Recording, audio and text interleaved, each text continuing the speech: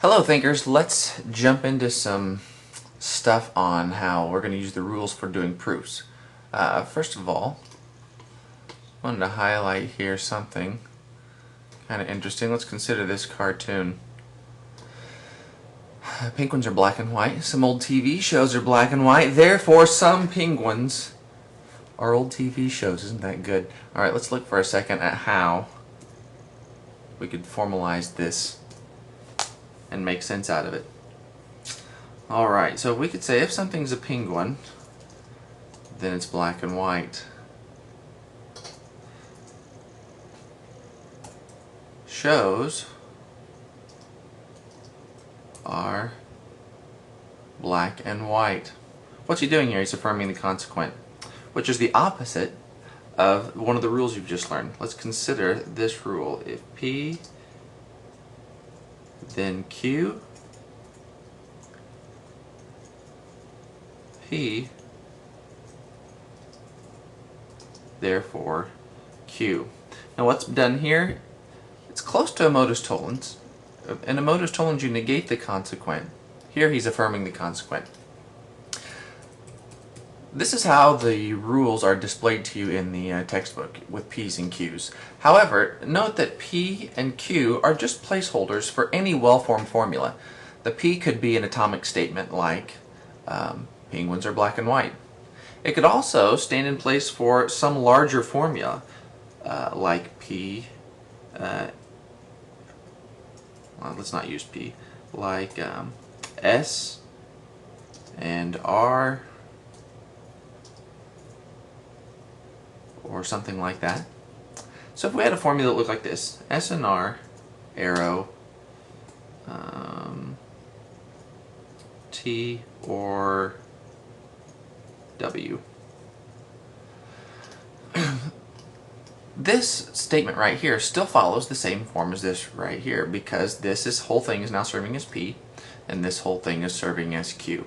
So whenever you come across these sorts of statements in a proof, you can apply them to the rule by first identifying what the main operator of the statement is. If this whole thing looked like this, it would be a conjunction, and therefore this rule would not apply. I'm sorry, a disjunction, and this rule would not apply.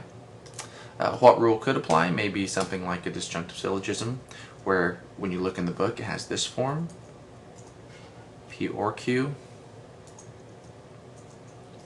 not P. So let's take a second and look at how this might come up in a larger proof. So here's something that I took from the very first problem in chapter 8. Oops, let's scoot this up so we can see the whole thing.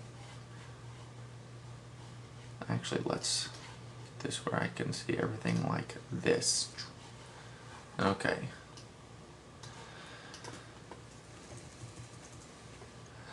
Now if we were doing a proof here,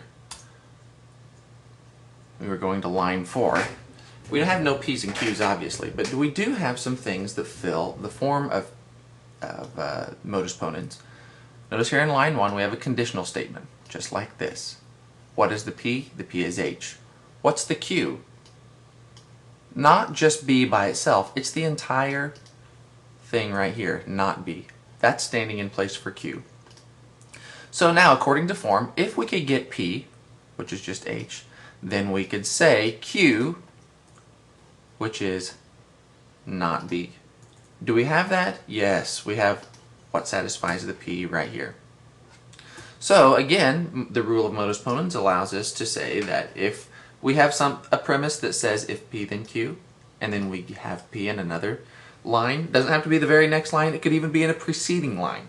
But as long as you have both of these within your proof, you could state on some line the Q and justify it with rule of modus ponens, which is what we can do right here. We can say not B, because that was serving as the Q. And where are we getting it from? We're getting it from line 1 and line 3, and we're going to cite the rule of modus ponens. Apply this to all of the rules that we have. Notice that you don't have to have single statements or anything like that. They could be larger formulas, but you need to recognize these forms and patterns.